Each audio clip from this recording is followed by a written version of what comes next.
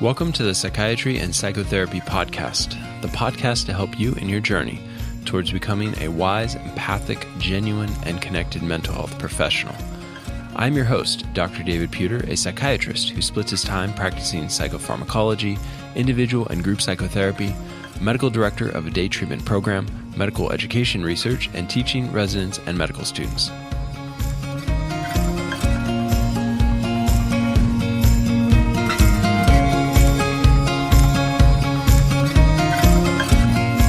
Welcome back to the podcast. I am joined today with Dr. Jackson Brammer, PGY 330 resident at Kaiser Fontana. Jackson, welcome to the show. Thanks, David. And we have to admit that we have put off doing this podcast. I don't know, how many times do we have to cancel and restart? We've canceled twice at this point. Twice at this point. Yeah. One was you and one was me. Yep. And it's a podcast on procrastination. Yeah. And I think this podcast is important for a number of reasons. One is because, a lot of the patients that we will deal with are procrastinating their goals in life. They're procrastinating their dreams, their ambitions, their desires. And let's be real, we do it too. Oh, yeah. I know that I procrastinated starting this podcast a couple years, and maybe you can pick my brain on that. And so tell me, what is procrastination to you, and why are you passionate about this topic? Well, first of all, I'm passionate about it. I consider myself an expert procrastinator. I've done it my whole life. It's like really bad, David. And I finally just got sick of it and wanted to figure out a little more about it so I could maybe stop. Okay. So I was actually, how it totally started, and we could talk about this another time, but I was looking into Impostor Syndrome, which I don't know if it's come up on the podcast or not, but it's a thing. It's kind of a hot topic. You'll see like BuzzFeed articles about it and stuff. But it's definitely something I struggle with. And in trying to battle that, I had this thought that maybe fighting procrastination would help with that. So I dove into the procrastination stuff. So define like what you mean by you feeling like an imposter. So imposter syndrome stuff being like thinking you don't actually belong in the credentials, position, power, whatever that you have, that secretly, if anybody actually knew, right? If anybody actually knew who I was and what I did with my time and all this stuff, they wouldn't respect me the same. They wouldn't trust me. They wouldn't actually give me the responsibilities that I currently have, all that stuff. And what I found is it seems like that's pretty darn common, especially in medicine. It's very common. Yeah. It's very common. Yeah. Yeah. I think actually it was mentioned a little bit in Darcy Tranquil's talk. And I mentioned how, I definitely had that, especially starting out in residency. So you had that. You had those feelings. Yeah. And was that like during medical school and residency or dating before that? Oh, definitely before that. Yeah.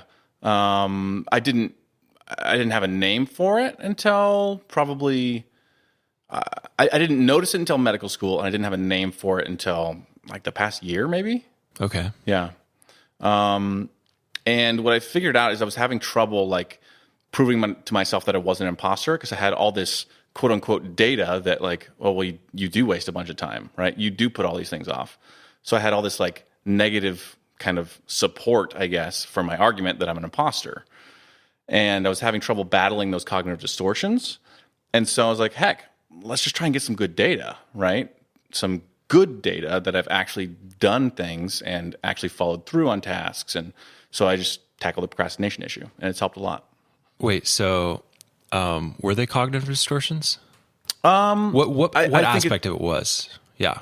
Yeah, so I think it's a sort of like a discounting of the positives for sure. Okay. Overgeneralizing, so saying I always do this, right? When maybe that's not necessarily true, right? Yeah. Do it sometimes. Those sorts of things. Yeah, and I think a lot of people who are professional, who are very driven, like feel a little guilty when they're doing anything fun. Like when they're playing video games or, whatever. Like that's not. Or just sitting and not even doing anything. Would you consider doing music like one of those sort of things? It can be. I would say if I have something in the back of my mind that I am avoiding, and I'm doing music, then that doesn't feel great, right? Right. It's kind of that guilty, regretful procrastination feeling that just kind of sits in the gut of your stomach while you're doing the fun thing. Kind of ruins the fun thing a little bit. So procrastination and kind of the feeling of guilt comes along with it. Oh yeah, yeah. So and so you don't really enjoy what you're doing. Yeah, or you get really good at just shoving that guilt so deep, and you become a professional procrastinator, like I was, and then it like comes out in other ways, and you're just like stressed all the time, and you don't necessarily have the guilt while you're procrastinating, but overall things are not going well.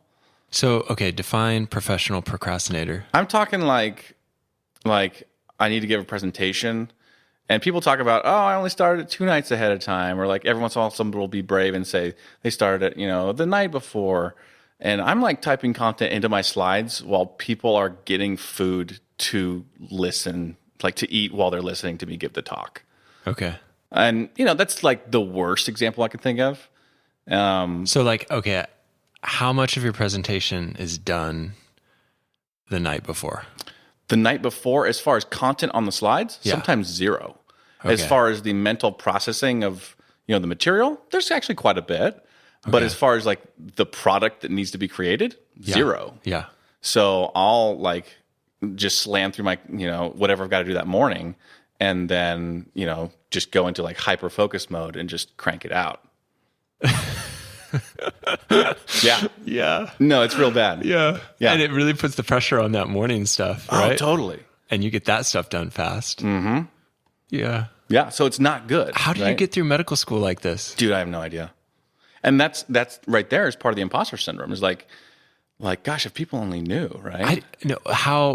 Okay, studying for step 1. Did you really procrastinate for that? Dude. Like, tell me, how many, what does that look like procrastinating for step 1? Procrastinating for step 1, I didn't use what's it called? First aid at all. Okay. Didn't crack it. And there's a certain number of questions on UWorld, which is like the question bank that a lot of people use. Yeah. And a lot of people talk about, I went through it 3 times versus 2 times. And I think I did a little over 50% of the questions once. Okay. And that's how I studied. I mean, obviously I studied for my classes and stuff like as the year went on, but when it came to like knuckling down and studying for step 1, it was such a terrifying task that I just kind of didn't. I actually even delayed step 1 a single time, which I would not do in retrospect, because the delay did not really get me to study anymore. It was just kind of more terrifying. So some people like can't study unless the pressure is high enough, like people with ADHD. Sure. Have you ever thought about like ADHD or other types of things like that? I mean, in full disclosure, a lot of people know this, but I do have ADHD. So that was actually diagnosed in medical school. Okay. And that helped a lot, right? Getting that diagnosed and treated. But I still think that there's a component of like procrastination, like exactly what procrastination is in my case and in a lot of people's cases. So there's the behavioral stuff, right, for ADHD. Right. There's a ton of behavioral stuff. I noticed that, and that's why I think this episode will be important because I have a lot of ADHD patients. And you get them on meds and they can focus. But what they focus on is not necessarily the good stuff all the time. Right. So just because you're on a medication doesn't mean all of a sudden your behavior's changed. Absolutely. And your ability to schedule your time has changed. Especially if, like in my case, you've had ADHD untreated your entire life, and then as a young adult, sure, you get it treated, but you've built these patterns, these behavioral patterns. You're a smart guy. If anyone knows Jackson Brammer, he's a smart guy. And I think people who are smart, they can get away with it for a long time, right? They can get away with procrastinating until the last night. Yeah, I think, I mean, I appreciate the compliment. I think you're correct in that, it definitely hits people at different times. People notice, like, when they're falling behind at different times, and I think I got away with it a little longer than maybe I would like to have. I almost wish I had caught it a little earlier. But anyway. Sorry, lots of self-disclosure. No. I'm fine with self-disclosure. I'm totally fine with that. Yeah. And I think it's important in these conversations because it humanizes people. Okay. And lets people realize they're not the only one, which I think is one of the most important things for people to realize, that they're not. Like, that's why I'm okay saying I'm typing content into slides like right before, because people will come to me and act like, oh, if you only knew, right, what I do in secret, you'd think I was crazy or like an idiot or whatever. Oh yeah, a lot of negative stuff. Oh yeah, and I'm like, dude, like, trust me, like, I can beat you. As far as procrastination, I could probably beat you on the story. But as you're saying that, though, I'm also thinking there's a generality of that. So a lot of people just have shame. I'm pretty sure that every patient I've had experiences shame during the first session in some way, because they're disclosing a lot of information about themselves, and they are fearful that someone is going to judge them for it, and they're surprised. And actually, it's a good feeling when they realize that I really am not judging them for those idiosyncrasies. Super important. And I think people feel that. I don't feel judgment in my mind, although sometimes, there's some things that I would say are hard for me not to judge. Sure. Especially like child abuse. If someone's disclosing that happened when they were on drugs or something like that, that's really hard. Anyways, getting back to procrastination. Yeah. So tell me more about how people procrastinate or how you procrastinated. Yeah. So I kind of think of it, there are a lot of lies we tell ourselves when we procrastinate. So like the definition of procrastination is basically like you're intending to do something and you delay it. Which is why I would argue that in the case, like, obviously there's exceptions, right, to everything. So in our cases where, okay, my flight got moved the first time and you had a thing that was like actually important to delay, right? Yeah. So not all delay is procrastination, first of all. But procrastination is a subcategory or a form of delay, if that makes sense. But where you'll notice yourself procrastinating is when you start telling yourself the lie of like, oh, I work better under pressure, right? When in my mind, it might just be more of a pattern that you only work under pressure. Doesn't necessarily mean you work better. Like the actual content you produce is not of a higher quality because you did it under pressure. And that could be, but I think in the case of the extreme procrastinator, I never get to that end point where I need to be cranking out slides. I'm never sitting there glad that I'm doing it under pressure. Like, oh, thank goodness I can make such a great presentation because I waited till the last minute. Yeah. That's never the thought. Okay. So I think honestly, if you can realize that you don't actually work better under pressure, that can help. There's also this notion that we have to feel like doing something to do it. Like when you're approaching a task and you want to put it off, you might say, I just don't feel like it right now.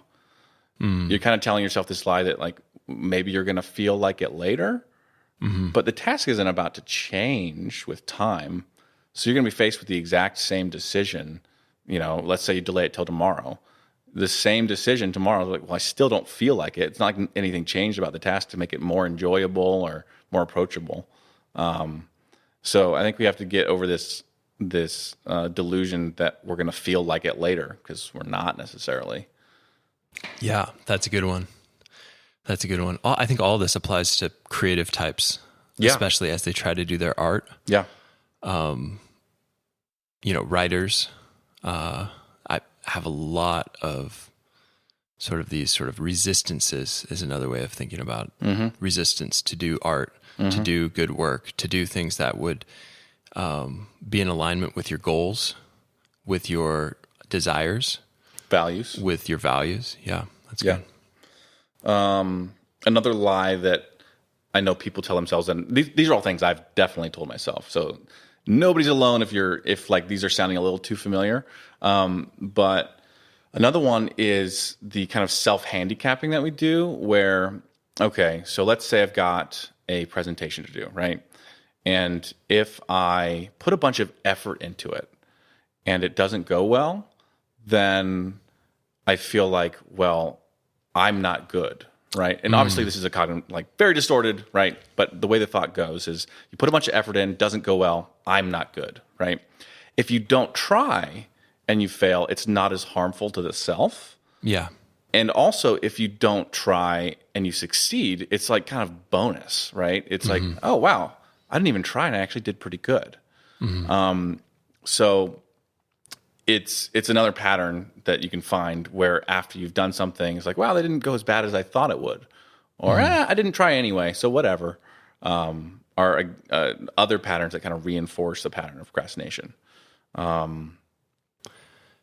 Yeah, that one I can really appreciate. I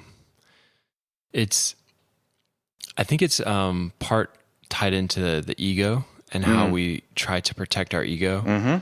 And I think that the whole, if you don't really try that hard and you fail, it's almost like not as big of a wound to your ego. Absolutely. Yeah. Yeah. So it's like a fragile sense of self that you're protecting by not trying. Right. So you don't expose it. Right. Yeah. Another couple things that I see in myself, at least, is, and I think we talked about this when we initially talked about doing this podcast. You helped me realize this pattern. It was like months ago. But the pattern of devaluation, where I'll just decide some task is stupid. Like, oh, I think this is stupid. But really what's going on is there's probably some underlying negative emotion that I don't really want to admit that I feel towards a task. Let's say, I'm trying to think of an example. Okay, let's just stick with the doing a presentation one, right? I think this, journal club's stupid, right? But really, I'm devaluing the task of journal club because I don't want to admit to myself that I'm actually kind of scared to do journal club or some sort of negative emotion. I think continuous case conference is kind of like that. Yeah. I don't know if you do that in your residency, but in our residency, we watch videos of the 3rd and 4th years doing psychotherapy, and we watch it as a group. And it's really intimidating to have your video up there, and it does something to you psychologically. Yeah. Fear, shame, potential fear, or fearing potential shame. And so you're saying that those emotions tied into the experience does what? You end up basically acting like, oh, I actually just don't care about this. You devalue the experience or task or whatever it might be that you're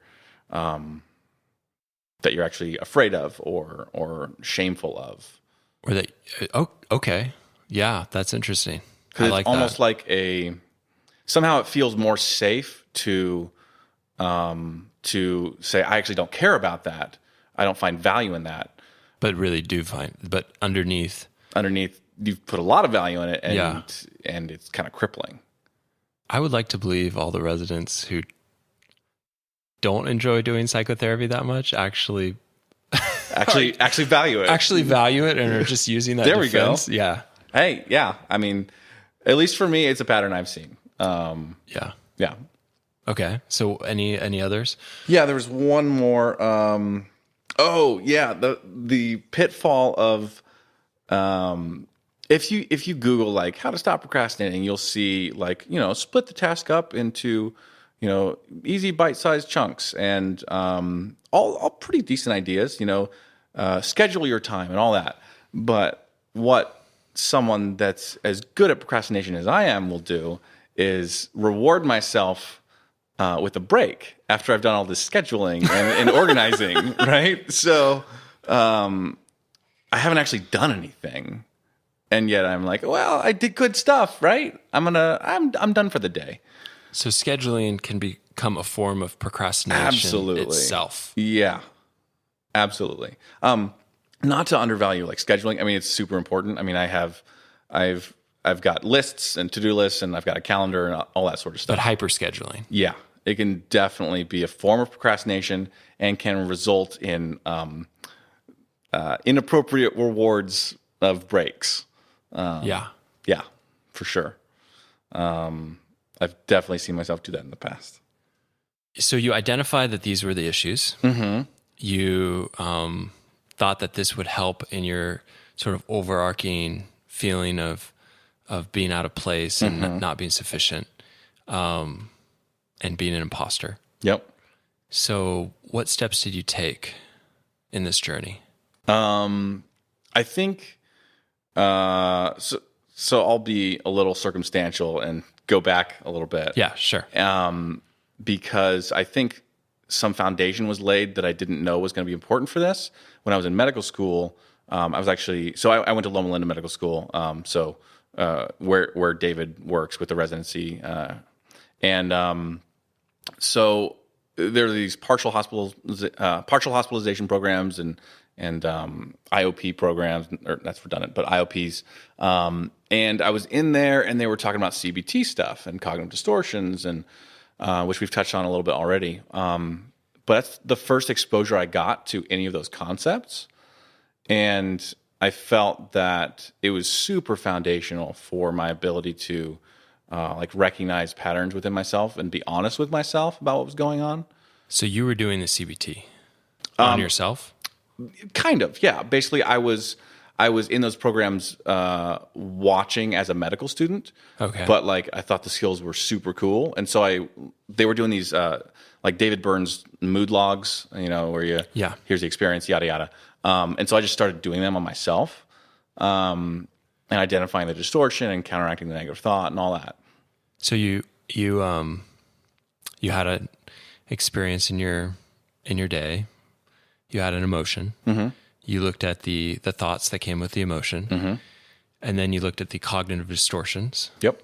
And somehow that was helpful doing that over and over again. Yeah, just kind of getting the skill of at least catching the distortions. Okay. Not always being able to refute them, but at least catching them, I think was foundational for my ability to then kind of move to the next step when I was actually caring about specifically procrastination. I was just a little more psychologically minded and was aware of this kind of stuff. So I do think that's important. I mean, you've done stuff on cognitive distortions already, so we don't need to go into all that. Episode 2, I go into that in detail. Yeah. For those who haven't dug that far back. So you noticed these cognitive distortions mm-hmm. in your day-to-day life, mm-hmm. in the emotions that you were having. And then somehow that started opening up this world. Yeah, I think it just made me able to understand the stuff I was hearing about procrastination and reading and listening to about procrastination. And it just kind of linked with that positive experience I had with CBT before. It was like, okay, this sounds kind of like I could do something similar here. So I think I was Googling about imposter syndrome, and then I found some stuff about procrastination, and I started doing some Googling on that. And I came across, there's a guy, I can't remember exactly where, but he's up in Canada. He's a research psychologist, PhD, Timothy Pitchell, who does a lot of research on specifically academic procrastination. And he had just a bunch of resources. I found a lecture that he was giving to educators about how to help their students not procrastinate. And I just kind of went down the rabbit hole from there, just soaking up all this stuff about procrastination, and kind of how to deal with it, and what's involved, what are the variables, what can you change, what can't you change. And that's where I really got all of my understanding of how procrastination works and the tools that I've been using. Any emotion that comes up for you as you remember back to this? As I found those things? As you talk about it now? Relief's not really an emotion, but that's the word that comes to mind. Did you find a drive to sort of soak up this stuff? Maybe yeah. That's what I'm picking up. Oh yeah. Like a passion. Yeah, I was pumped to find something that was more than just get a planning app. That's not going to help. Yeah. I mean, it's a great first step for. Here's what I see. Okay. Yeah, you're reading my micro expressions, right? I am. Yeah. What are they? I don't know. It's anger, actually. Interesting. And it's anger because your goal is to overcome this, right? Okay. And the obstacle in the way is me, the procrastinating. Sure. And so when there's an obstacle, anger is the energy to overcome the obstacle. Okay. So your energy mobilized at this point in your life, I think, and you really dove into this. Like you were like, this is going to help me overcome this handicap I've had. And by overcoming it, I'm going to be able to achieve some of the goals. Yeah. No, that actually makes perfect sense. And I would say, if I was thinking about the emotion that led me to do all the furious Googling, see, I just used the word furious, right? Unintentionally. It was like, I am so sick of this pattern. Yeah. And I'm just kind of angry at it, right? Yeah. So yeah, nice read. I knew you had that look in your eye. I knew you were looking at my eyebrows or something. Yeah. Now that I've given some talks on microexpression, and by the way, I'm not so forthright with patients about what I see. A little bit more subtle, but for those in the audience, that's what's going on. Yeah. So yeah, I found this really cool stuff that I thought was going to be helpful. And turns out it was. And obviously, like, I'm not 100% cured, but like it's way better. Okay, so tell me some of the things that you learned that were most helpful. I'm a guy that likes understanding the underlying structure of things. And so just like, what are the nuts and bolts of like, why do we procrastinate and how does this work and what are the variables involved? I could go into that. It would take a while. I feel like most people that would click on, this podcast to listen to it are waiting for me to say, how do I stop procrastinating? No. Give me a couple lines. Yeah. On the nuts and the bolts. Okay. So if possible. Yeah, no, it's more than a couple, but it'll be short enough.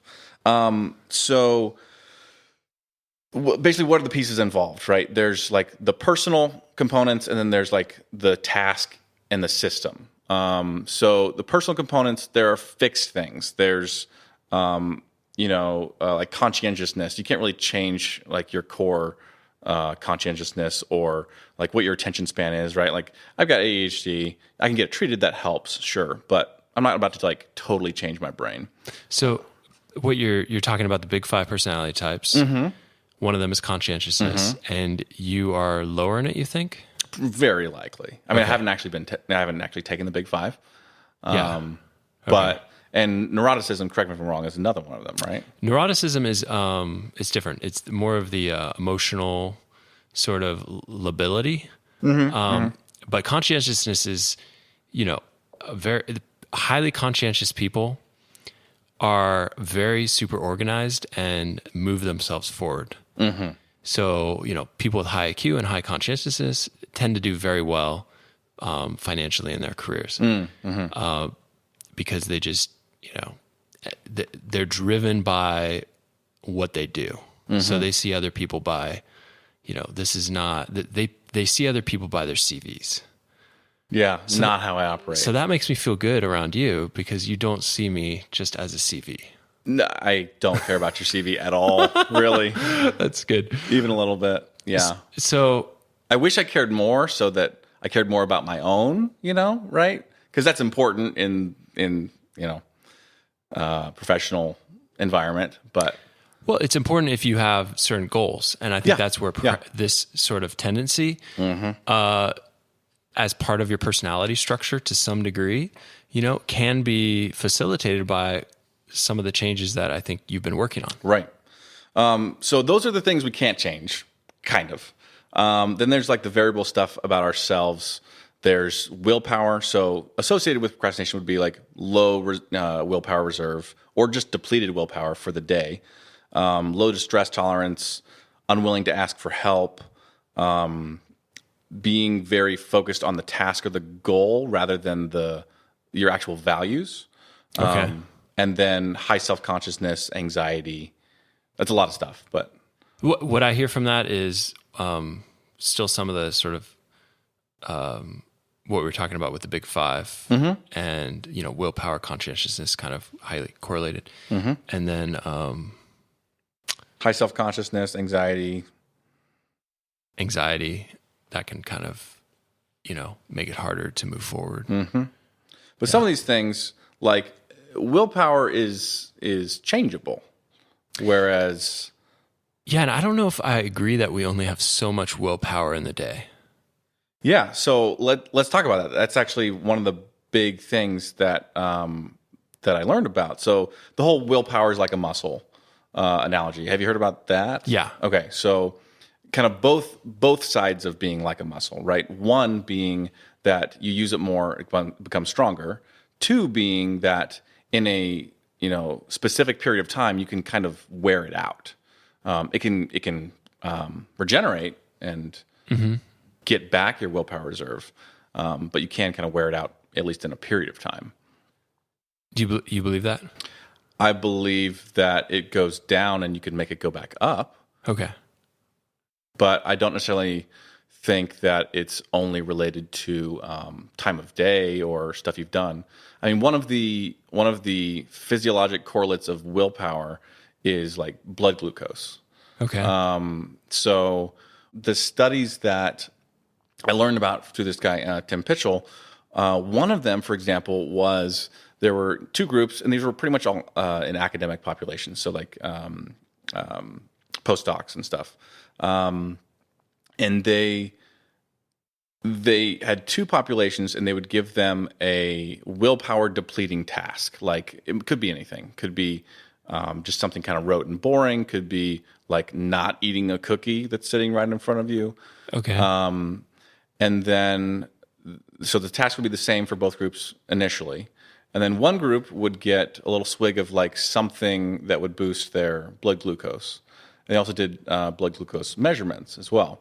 And the other group would get, like water or something, right? Something that's not going to boost their blood glucose.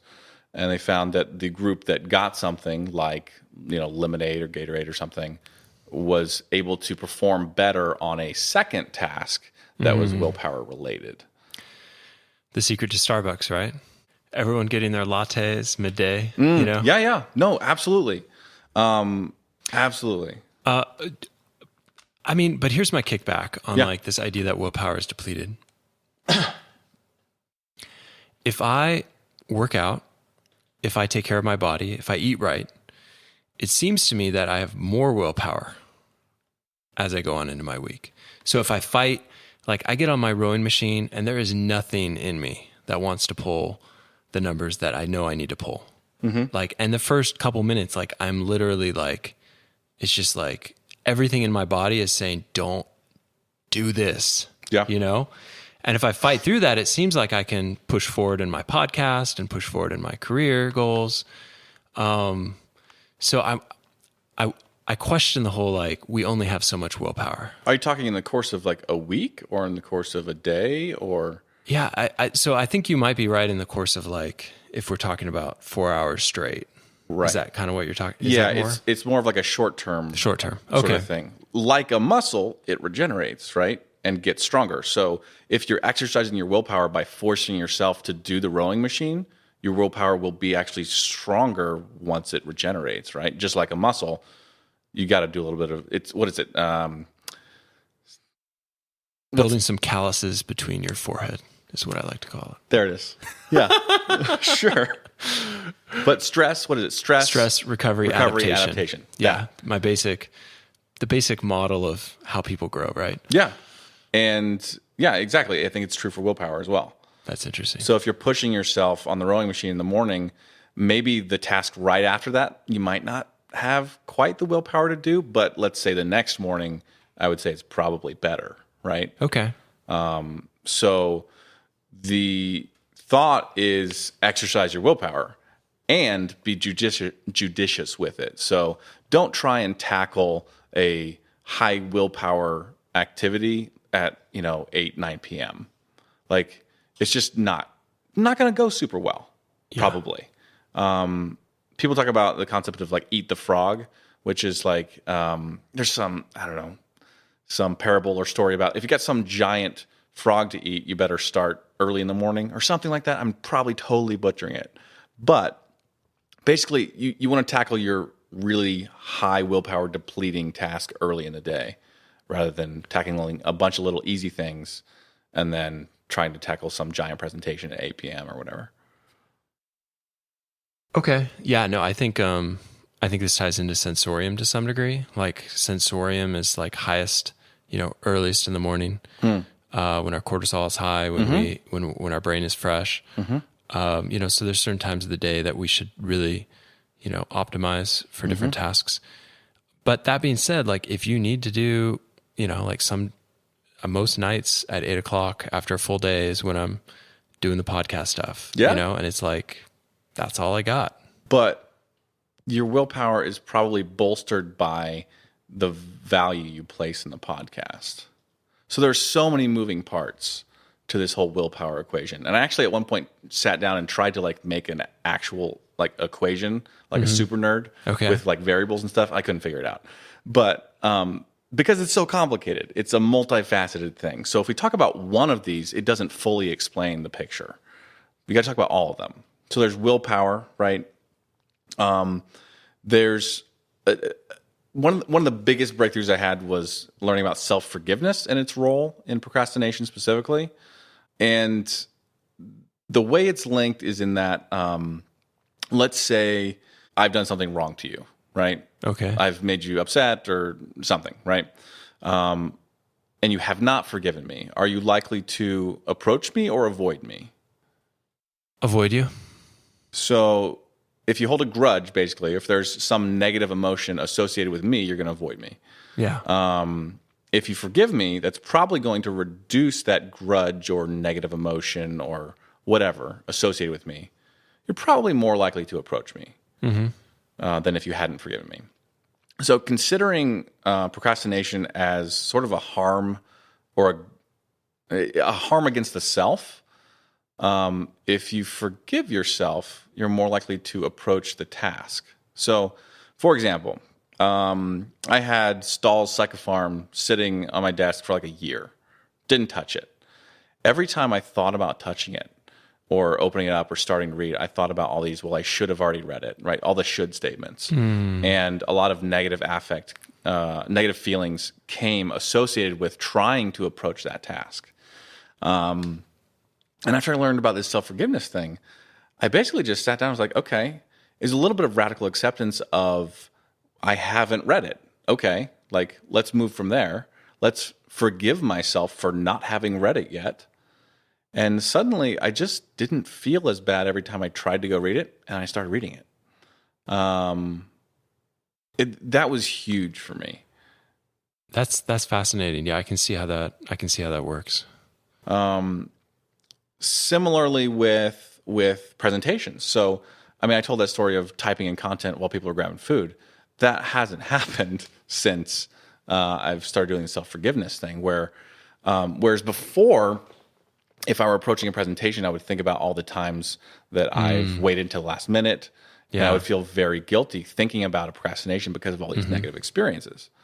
So when I forgave myself for all those past problems actually approaching the task, I was able to approach the task because it wasn't as distressing anymore. That's cool. And I was actually able to produce content that I cared about and was pretty good, in my opinion. That's really cool. Yeah. It seems like it's another way of saying self-forgiveness is to be able to identify the emotions that you've attached to tasks from not doing it the way that you would have wanted to do it or had planned to do it. And just becoming more like, forgiving, I guess that is a good word, forgiving of yourself for that and kind of accepting of the emotion that's there. Yeah. Okay. Yeah. Self-compassion for the experience you're having. I also think of it as kind of like you're becoming conscious of the emotion. Yeah. So I could see why your kind of identification of cognitive distortions. Exactly. And the thoughts that come with it could be helpful as well there. Yeah, I think that's why that was such a powerful base for this learning about self-forgiveness and willpower. Because I think if I hadn't had that, then I probably wouldn't have been able to approach this. Mm-hmm. One other thing I wanted to talk about was mindfulness and its role in all this, like mindfulness meditation. Mm-hmm. That one I haven't kept up quite as strongly. I actually restarted doing it again recently, but I found it really valuable early on because it gave me a lot more awareness of my own actions as they were happening. Because if you're really prone to procrastination, you've been doing it for a long time, it's pretty automatic at a certain point. And so just like the identifying cognitive distortions allowed me to identify the mental patterns, the mindfulness meditation helped with that a lot as well. And what was so key to that was the non-judgmental component of mindfulness meditation. Like as things do pop into your head, you non-judgmentally kind of just watch them pass on and don't, ponder on them, rather than thinking, oh, you idiot, why'd that come to your mind? Right? So again, this pattern of kind of self-compassion, non-judgment, very neutral stance. And it allowed me to, as I was meditating more, I would find myself catching myself, like picking up my phone as soon as I sat down to my desk to do something I didn't want to do. I just felt a little more hyper aware of my own actions as they were happening. And the only thing I had changed was doing mindfulness meditation. Yeah.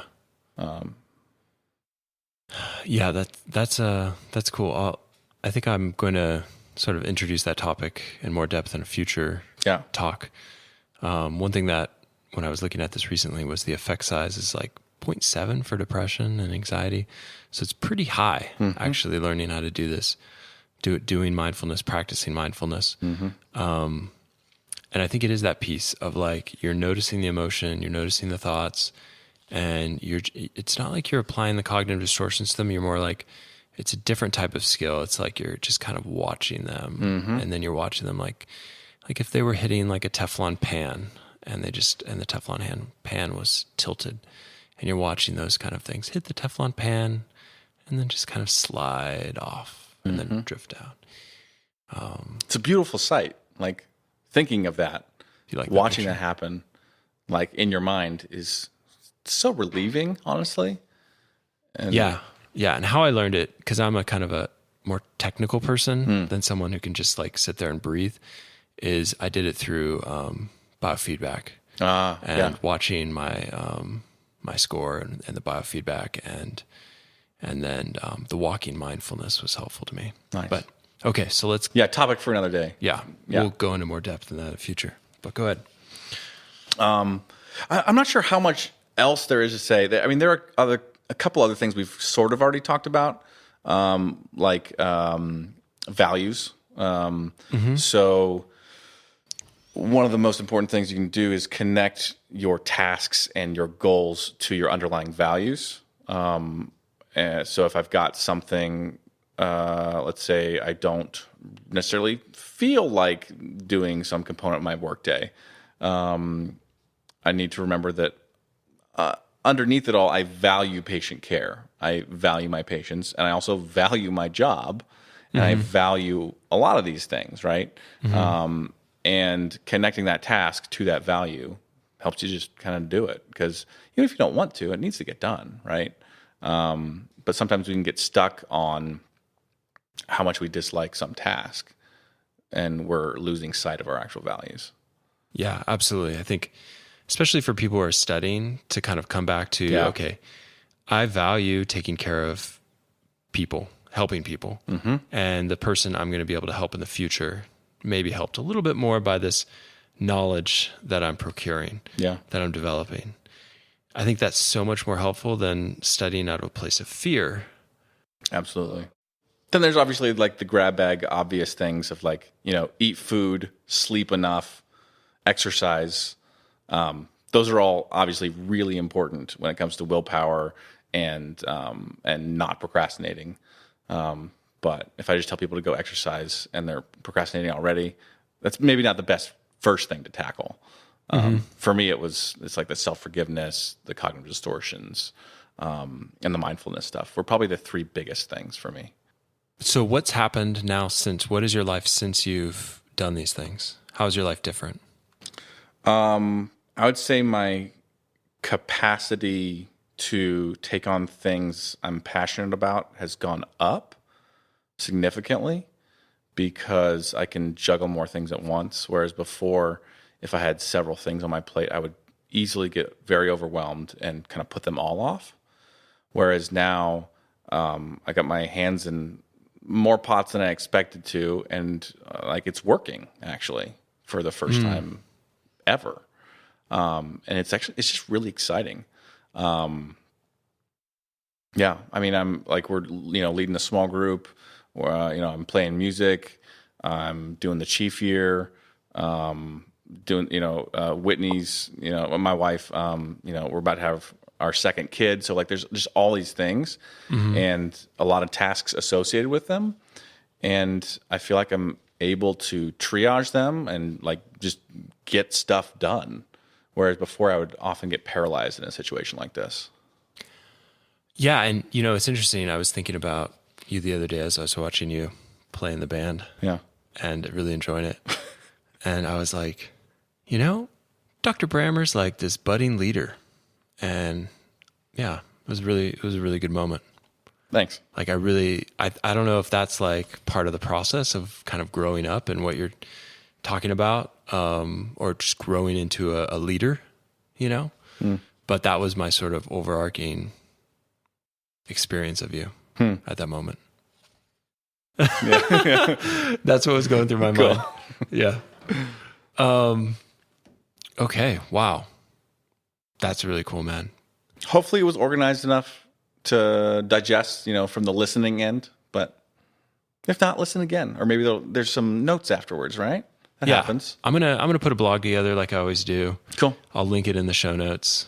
If there's something that you heard that you want to go back to and kind of dig into a little bit more, we'll also link some that this mentor guru that you listen to. Yeah, we'll, absolutely. We'll link his stuff in the blog entry. And if this was helpful, you can throw up a comment at that point, and maybe I'll have Jackson throw up a comment back, or I'll throw up a comment back. Absolutely. Dr. Brammer, thank you so much for coming on to the show. Thank you, Dr. Puder.